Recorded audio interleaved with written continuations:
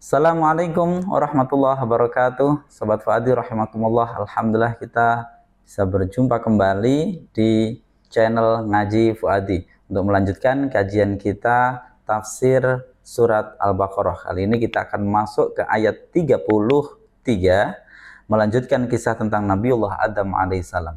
Tidak usah berlama-lama, mari Ngaji Fuadi.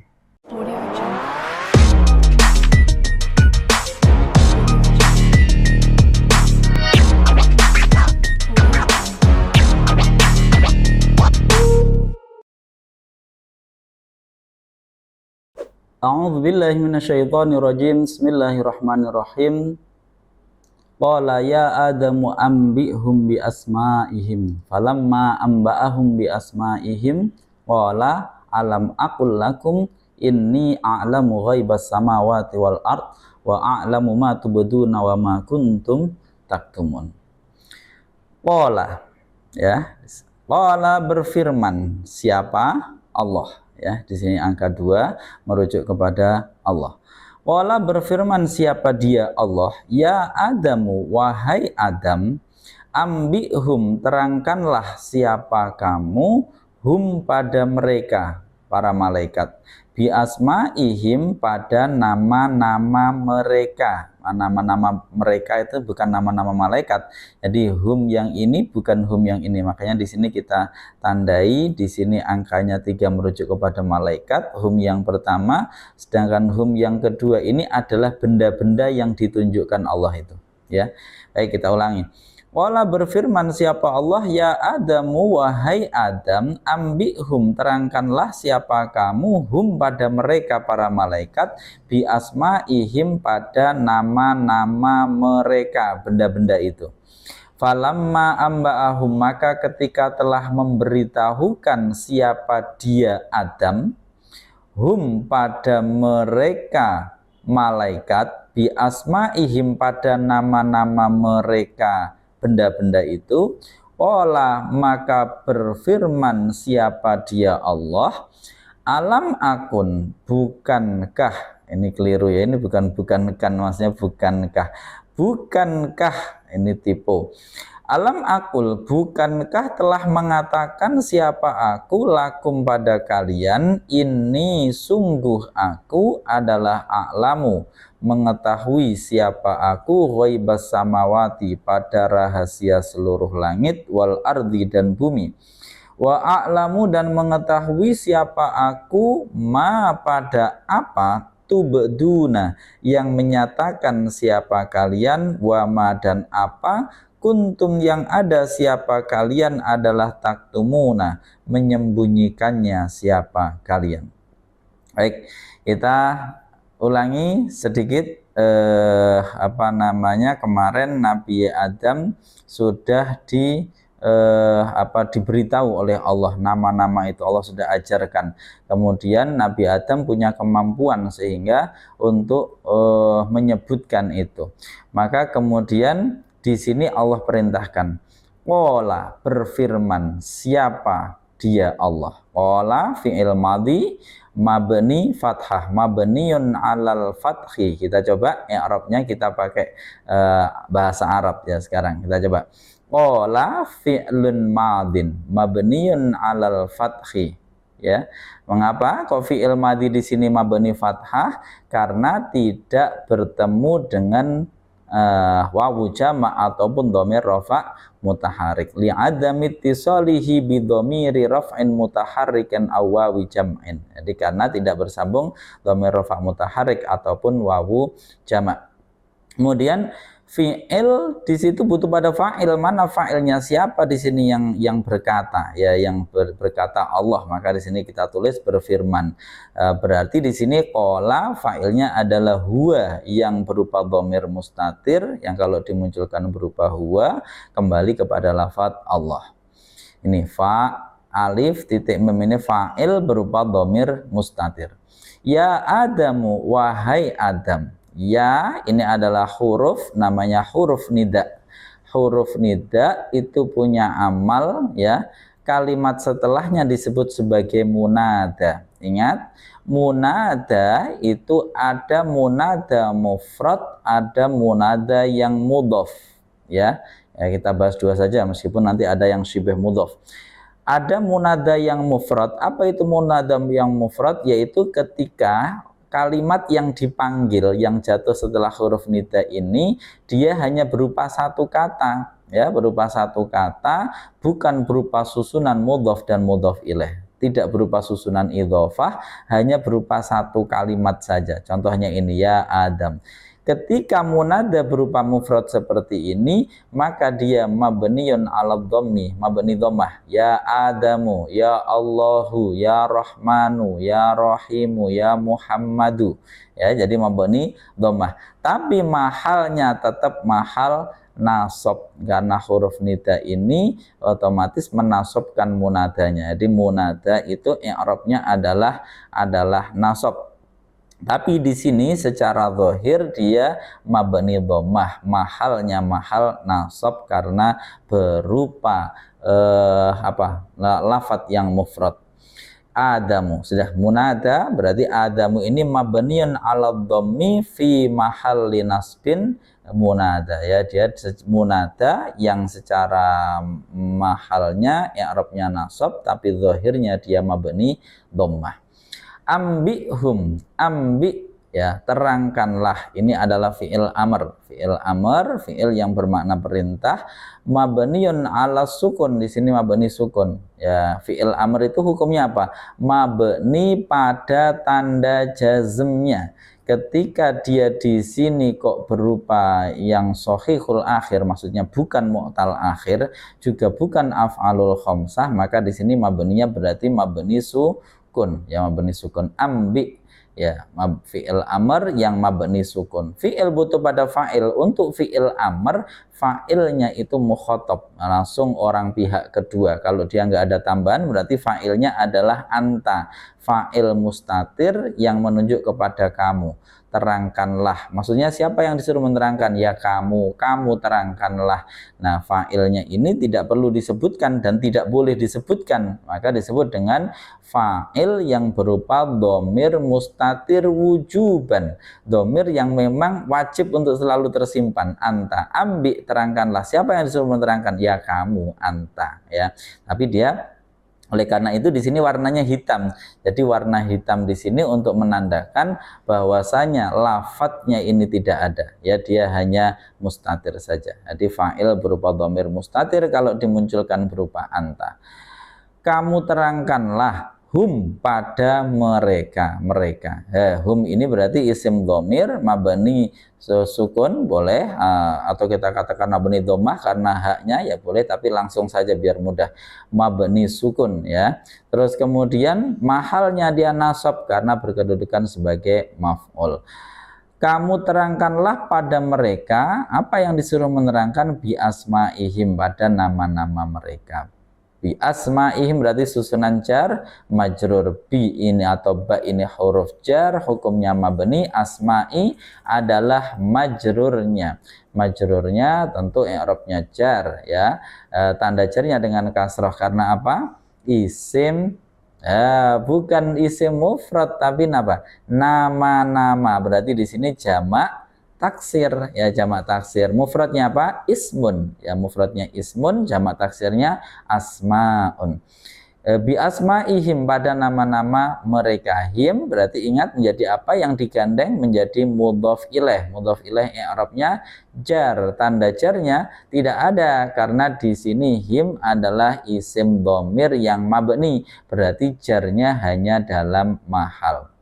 Kalau bil lughatil arabiyyah kita katakan al-ba'u harfu jarrin, ya, mabniun alal kasri, asma'i majrurun bil ba' wa alamatu jarrihi kasratun zahiratun li annahu jam'ut taksir. Him, ya, dhamirun, ya, di sini kemudian muttasilun mabniun ala sukun fi mahalli jarrin mudhafun ilaih, ya, sudah seperti tadi. Baik, Di sini Nabi Adam diperintahkan, Adam, kamu terangkan, kamu sebutkan itu nama-nama benda itu. Falamma amba'ahum, maka ketika telah memberitahukan siapa dia, Adam, nomor 6, ada Adam, di atas sudah ada, hum pada mereka biasma'ihim, pada nama-nama benda-benda itu, nama-nama mereka benda-benda itu. Fa di sini berarti adalah fa jawab. Ya, fa jawab di sini berarti hukumnya dia adalah mabni. Ya, kalimat huruf hukumnya mabni. Lamma di sini adalah syarat. Ya, syarat yang dia hukumnya dia adalah kalimat isim. Jadi lamma ini kalimat isim, isimnya isim syarat. Ya, isimnya isim syarat, sekaligus dia sebenarnya adalah dzaraf. Ya, dzaraf dia hampir sama dengan kalimat isim syarat yang lain itu yang memiliki makna dzarfiyah. Lamma ini adalah isim syarat, hukumnya mabni. Ingat, isim syarat hukumnya mabni juga. Kemudian terus i'rabnya apa? Kan isim harus tetap punya i'rab. Kedudukannya apa? Kedudukannya ini tidak disebutkan, harusnya disebutkan di sini, tapi karena keterbatasan tempat, dia di sini syarat secara makna, tapi berkedudukan juga sebagai dzaraf. Ya, dzaraf itu i'rabnya nasab ketika menunjuk kepada waktu. Ya, ketika menunjuk kepada waktu berarti dia adalah dzaraf. Dzaraf i'rabnya adalah nasab. Ya, tanda nasabnya ya tidak ada karena di sini isim syarat hukumnya mabni. Jadi fi mahalli nasbin dzarfun. Ya, di sini dzaraf. Amba'ahum, ya, amba'a ini adalah fi'il madhi dari kata-kata naba'un, itu artinya adalah cerita. Amba'a berarti menceritakan atau memberitahukan di sini. Makanya kata-kata nabiyun itu adalah dari kata-kata ini. Naba'un itu suatu cerita penting, itu nabaun. Yang menceritakan disebut nabiun, terus kemudian diganti menjadi ya menjadi nabiyun. Nah, itu ya, jadi awal mula kata nabi itu sama dari kata-kata ini, amba'a, memberitahukan. Maka nabi nanti punya tugas untuk menyampaikan pesan, ya, menyampaikan pesan. Itu sama kayak yang di ayat nabi ibadi, ceritakan atau beritahukan. Baik, kita kembali lagi. Amba'a ini adalah fi'il madhi mengikuti wazan af'ala. Amba'a yumbi'u. Amba'a yumbi'u. Di sini mengikuti wazan af'ala yuf'ilu. Ya, amba'a fi'il madhi mabni fathah sama seperti qala tadi karena tidak bersambung dengan dhamir rafa' mutaharrik ataupun wawu jamak.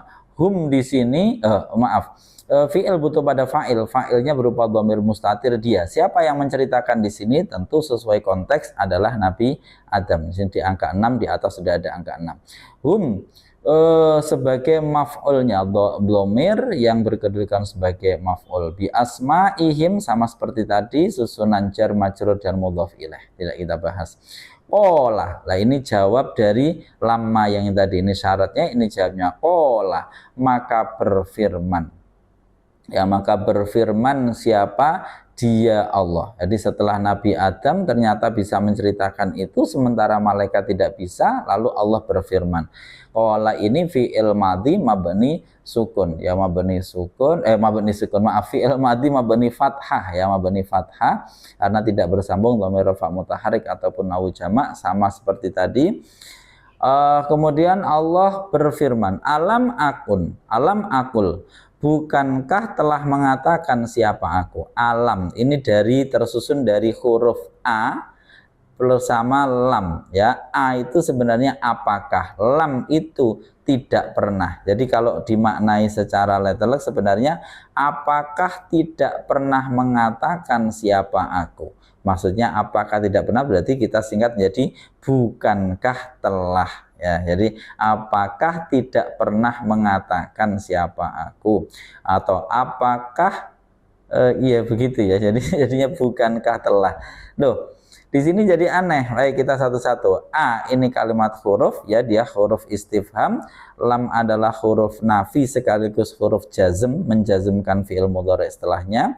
Akul ini fi'il mudhari yang i'rabnya jazm karena kemasukan lam ini. Tanda jazmnya dengan sukun karena shahihul akhir. Nah, sekarang yang perlu kita ingat adalah lam ini selain huruf jazm, dia selain huruf nafi juga adalah harfu qalbin, huruf yang membalik maknanya fi'il mudhari menjadi madhi. Ya, saya ulangi, lam ini berarti membalik maknanya fi'il mudhari menjadi madhi. Sebenarnya kalau aqulu saya atau aku sedang atau akan berkata, tapi kalau lam akul menjadi tidak pernah. Nah, tidak pernah dulu, berarti dulu sampai sekarang tidak pernah. Nah, kalau alam maknanya jadi bukankah telah. Jadi makna telah ini dari mana? Wong fi'il mudhari kok maknanya telah. Telah ini munculnya dari adanya lam di sini. Jadi lam di sini membuat maknanya fi'il mudhari berubah menjadi makna madhi. Alam akul bukankah telah mengatakan siapa aku, ya, ini adalah fa'ilnya berupa dhamir mustatir wujuban ana, ya, aku, ya, petunjuknya dari hamzah. Lah yang perlu kita ketahui, hamzah di sini bukanlah dhamir, ya, hamzah ini hanya huruf mudharaah untuk indikator bahwa fa'ilnya adalah ana. Jadi bukan dhamir, karena nggak mungkin, karena fa'il itu harus jatuh setelah fi'il. Jadi begitu. Alam akul bukankah telah mengatakan siapa aku, lakum susunan jar majrur biasa, lam huruf jar, kum majrurnya di sini i'rabnya jar hanya dalam mahal. Ini sungguh aku.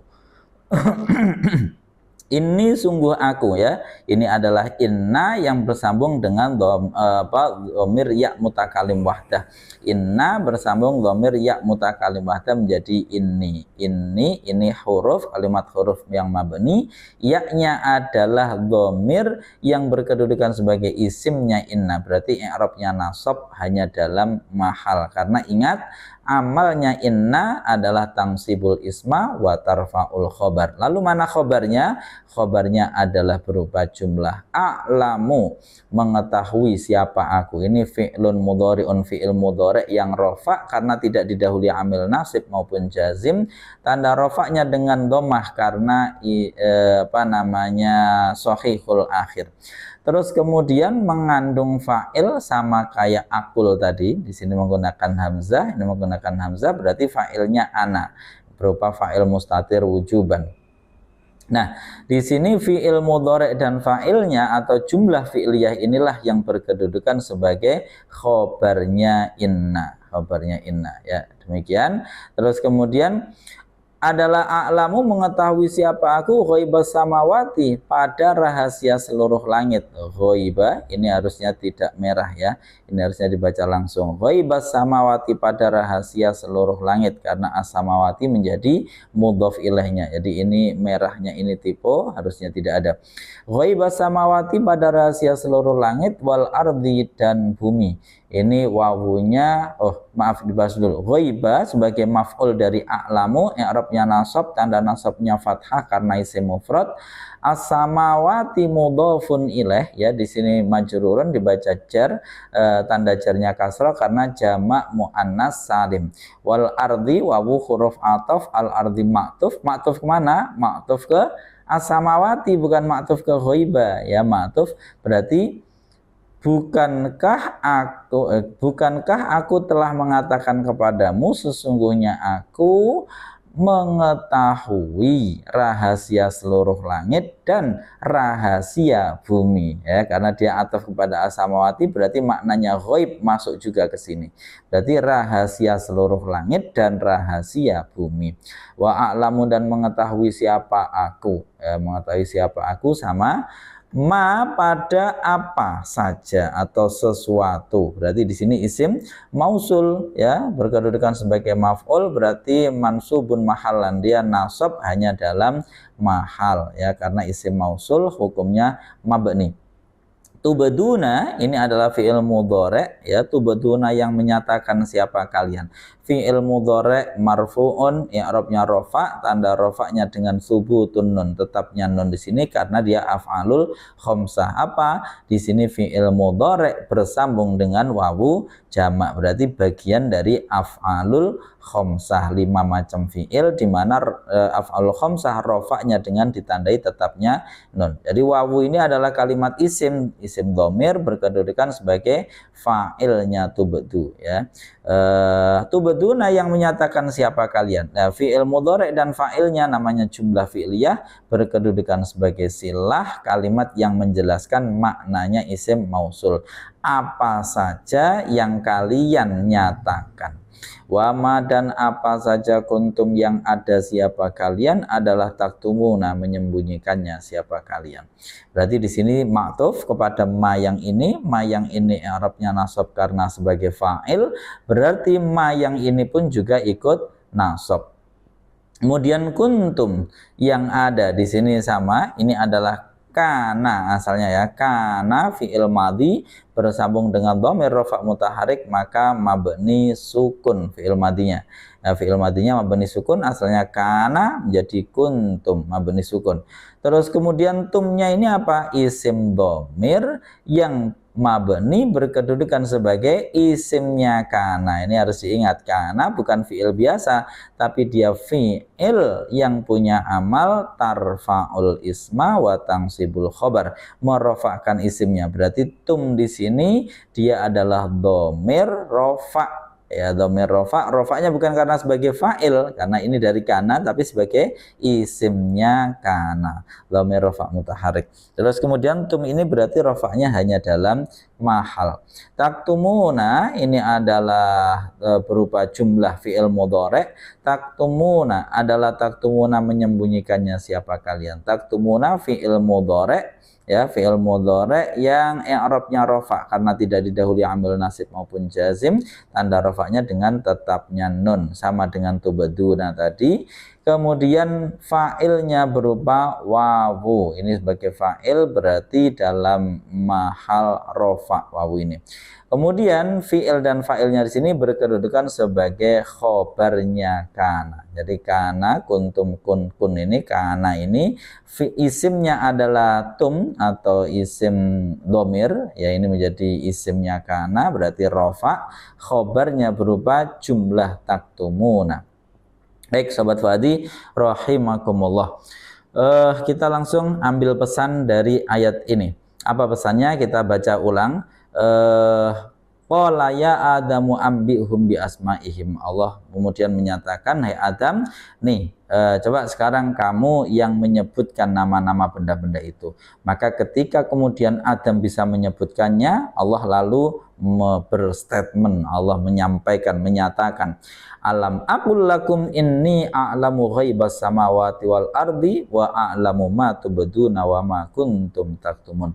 Bukankah aku telah mengatakan kepada kalian, sungguh aku mengetahui rahasia seluruh langit dan bumi, dan aku mengetahui apa yang kalian nyatakan dan apa yang kalian menyembunyikannya.